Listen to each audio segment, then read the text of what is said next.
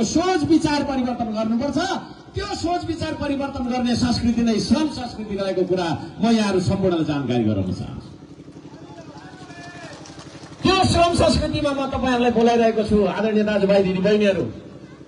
है हिजो धरानलाई जगाउनका लागि 10 वर्षसम्म मैले एक्लै कराउँथे। आज यो देशलाई फेरि जगाउनका लागि फेरि कराइरहेको छु।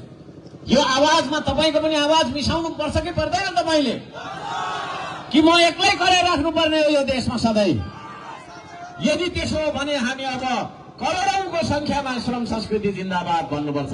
श्रम संस्कृति जिन्दाबाद, श्रम संस्कृति। यहाँहरू सबैजनालाई हृदयदेखि धन्यवाद दिन चाहन्छु। यो देशलाई विदेशी ऋणदेखि मुक्त गरेर, विदेशी अनुदानको भरमा गर्ने विकासदेखि मुक्त गरेर हामी आफैले यो ठाउँ बनाउन सक्छौं, हामी आफैले यो देश बनाउन सक्छौं भन्ने जागरण हो श्रम संस्कृति। म यहाँहरूलाई त्यो कुरा निवेदन गर्न चाहन्छु। आफ्नो देश आफैले बनाउने हो।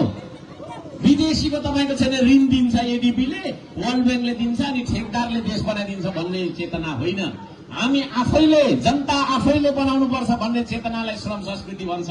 त्यो श्रम संस्कृतिमा म यहाँहरू सबैजनालाई हार्दिक अनुरोध गर्न चाहन्छु। सत्य बोल्नका लागि मान्छे हामी डराउँछौँ। हाम्रो के छ भन्दाखेरि साँचो कुरा बोल्ने बित्तिकै विरोध गरिहाल्नु पर्ने। साँचो कुरा गर्ने मान्छेलाई कसैले मन पराउँदैन हाम्रो समाजमा।